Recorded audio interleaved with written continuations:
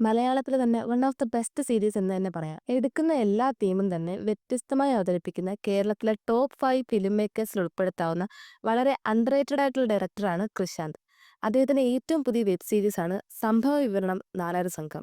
ആരും ചെയ്യാത്ത വെറൈറ്റി ആയിട്ടുള്ള സബ്ജക്റ്റ് എടുത്ത് വർക്ക് ചെയ്യുന്നതിനേക്കാളും കോമൺ ആയ സബ്ജക്റ്റിനെ വെറൈറ്റി ആയിട്ട് പ്രസന്റ് ചെയ്യുമ്പോഴാണ് അതൊരു ക്രിയേറ്റീവ് ക്രാഫ്റ്റ് ആകുന്നത്. അക്കാര്യത്തിൽ തന്റേതായ പ്രസന്റിംഗ് സ്റ്റൈൽ കൊണ്ട് ഒരു എൻറ്റിറ്റി തന്നെ ഉണ്ടാക്കിയെടുത്ത സംവിധായകനാണ് കൃഷാന്ത്. ഡീറ്റെയിലിംഗിലേക്ക് കടക്കുന്നതിന് മുമ്പ് ഓവറോൾ സീരീസ് എങ്ങനെയുണ്ടെന്ന് ചോദിച്ചാൽ പുള്ളിയുടെ പുരുഷപ്രേതം, ആവാസവ്യൂഹം തുടങ്ങിയ സിനിമകൾ കണ്ടിട്ടുള്ളവരാണെങ്കിൽ കൃഷാന്തിന്റെ യുണീക് മേക്കിംഗ് സ്റ്റൈൽ മനസ്സിലാക്കാൻ കഴിയും. അപ്പൊ പുള്ളിയുടെ ഒരു വെബ് സീരീസ് എന്ന് പറയുമ്പോൾ അതിന് നമ്മൾ വെക്കുന്ന ഒരു എക്സ്പെക്ടേഷൻ ഉണ്ട്. ഫസ്റ്റ് എപ്പിസോഡ് തൊട്ട് എന്ന് ഞാൻ പറയുന്നില്ല, എങ്കിലും സീരീസ് കണ്ടു തീർത്തപ്പോൾ ആ എക്സ്പെക്ടേഷനിൽ ഞാൻ 100% സാറ്റിസ്ഫൈഡ് ആയിരുന്നു.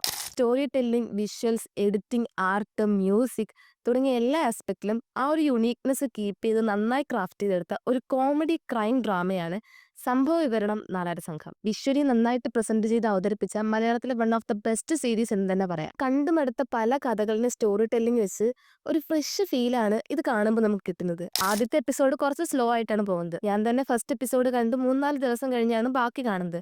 ബട്ട് കണ്ടു തീർത്തപ്പോൾ ആദ്യമേ കാണാൻ കുറ്റബോധം തോന്നി.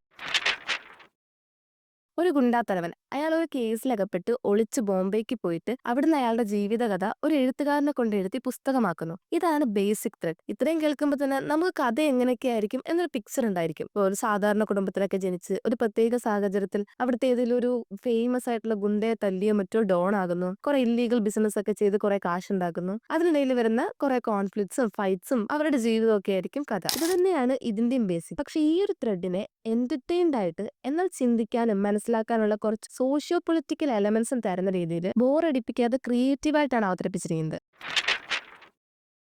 കൃഷാന്തിന്റെ എല്ലാ സിനിമകളിലും തന്നെ എന്നെ പേഴ്സണലി ഇംപ്രസ് ചെയ്തിട്ടുള്ള ഒരു കാര്യം സ്റ്റോറി ടെല്ലിംഗ് തന്നെയാണ്. പുരുഷപ്രയത്നത്തിന് ശേഷം റിലീസായ ഒട്ടുമിക്ക ആൾക്കാരും കാണാത്ത പുള്ളിയുടെ വൺ ഓഫ് ദ ബെസ്റ്റ് മൂവിയാണ് സംഘർഷഘടന. 2024 IFFKയിൽ ഈ സിനിമ സ്ട്രീം ചെയ്തിരുന്നു. അന്ന് അത്യാവശ്യം അടിയൊക്കെ ഇട്ട് തറയിലിരുന്നായിരുന്നു സിനിമ കണ്ടത്. അതിന്റെ മെയിൻ കാരണം പോലും പുള്ളിയുടെ ഈ സ്റ്റോറി ടെല്ലിംഗ് സ്റ്റൈൽ തന്നെയാണ്. അക്കാര്യത്തിൽ ഈ നാലര സംഘത്തിനും ഒരു 9 ഔട്ട് ഓഫ് 10 തന്നെ കൊടുക്കാം. അരിക്കുട്ടൻ, കഞ്ഞി, അൽത്താഫ്, മണിയൻ, മൂങ്ങ എന്നീ 5 കൂട്ടുകാരുടെ കഥയാണിത്. ഈ ഗ്യാങ്ങിന്റെ സ്കൂൾ കാലം തൊട്ട് ഒരു 40-45 വയസ്സ് വരെയുള്ള ഒരു ലൈഫ് സ്റ്റോറിയാണ് ഇതിൽ പറയുന്നത്. ജഗദീഷാണ് എഴുത്തുകാരന്റെ റോൾ ചെയ്തിരിക്കുന്നത്. ഹരിക്കുട്ടൻ ജഗദീഷിനോട് ലൈഫ് സ്റ്റോറി പറഞ്ഞു കൊടുക്കുന്ന രീതിയിൽ ഇവർ തമ്മിലുള്ള സംഭാഷണത്തിൽ പാസ്റ്റും പ്രസന്റും കാണിച്ചുകൊണ്ടാണ് കഥ പോകുന്നത്. ഇതിൽ മൂങ്ങി എന്ന കഥാപാത്രം പൊക്കം കുറഞ്ഞ ആളാണ്. അതുകൊണ്ടാണ് നാലര സംഘം. ഇങ്ങനെ ഒരു പേരിടുന്നതിൽ പൊളിറ്റിക്കൽ കറക്റ്റ്നെസ് പോലും ഇവരുടെ സംഭാഷണത്തിൽ തന്നെ കാണിക്കുന്നുണ്ട്.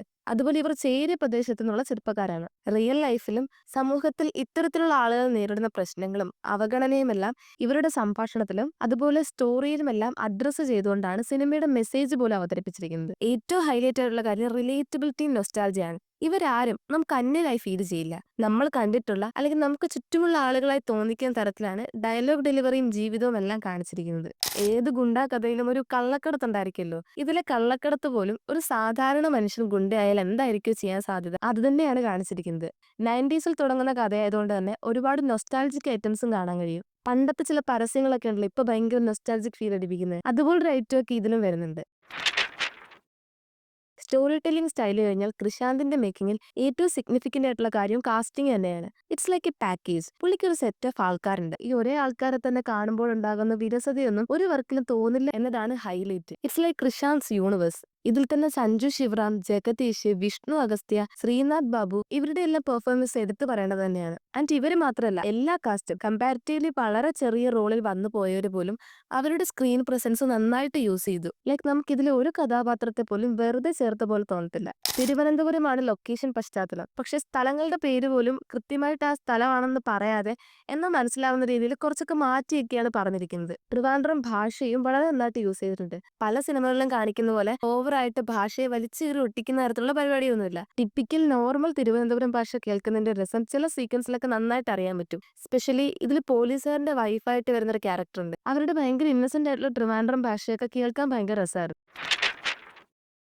ഇത്രയും നേരം പറഞ്ഞ ഈ പ്രസന്റിംഗ് സ്റ്റൈലിലും സ്റ്റോറി ടെല്ലിങ്ങിലും ഒക്കെ മേജർ റോള് വഹിച്ചിരിക്കുന്നത് എഡിറ്റിംഗ് ആണ്. കെ ശശികുമാർ ആണ് ഇതിന്റെ editor and he cooked it. പാസ്റ്റും പ്രസന്റ് പെർഫെക്റ്റ് ആയിട്ട് ബ്ലെൻഡ് ചെയ്യുന്നതിലും അതിന് യൂസ് ചെയ്ത ട്രാൻസിഷൻസ് ഒക്കെ വളരെ നല്ലതായിരുന്നു. അതുപോലെ ഈ സ്റ്റോറി ബോർഡ് ഇൻസ്പയർഡ് ആയിട്ടുള്ള കുറച്ച് ഷോർട്സ് ഉണ്ട് ഇതിനകത്ത്. ഈ ആക്ഷൻ സീക്വൻസിൽ യൂസ് ചെയ്യുന്ന പ്രോപ്പർട്ടീസിന്റെ ഒക്കെ ഡീറ്റെയിൽസ് കാണിക്കുന്ന സീൻ അതൊക്കെ ഒരു ഇന്നോവേറ്റീവ് പ്രസന്റിംഗ് ആയിട്ടാണ് തോന്നിയത്. അതുപോലെ തന്നെ ഗ്രേഡിങ്ങും ഡാർക്ക് കോമഡിയും സ്റ്റോറിയുടെ വൈബും ഒരുപോലെ കിട്ടുന്ന തരത്തിലുള്ള കളർ പാലറ്റാണ് പലയിടത്തും യൂസ് ചെയ്തേക്കുന്നത്.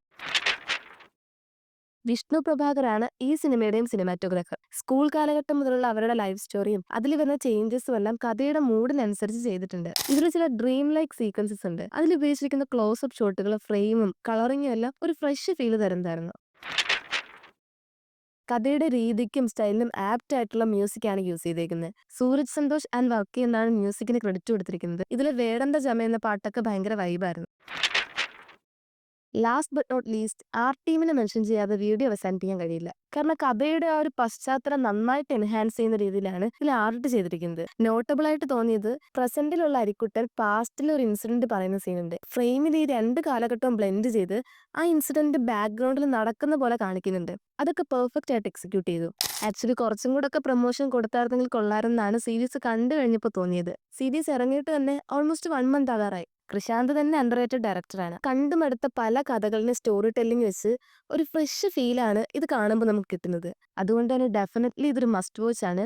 സോണി ലിവിൽ ഇപ്പോൾ സ്ട്രീം ചെയ്യുന്നുണ്ട്. മിസ് ചെയ്യരുത്. ഇതുപോലുള്ള കൂടുതൽ കണ്ടന്റ്സിനായിട്ട് follow and support. Thank U.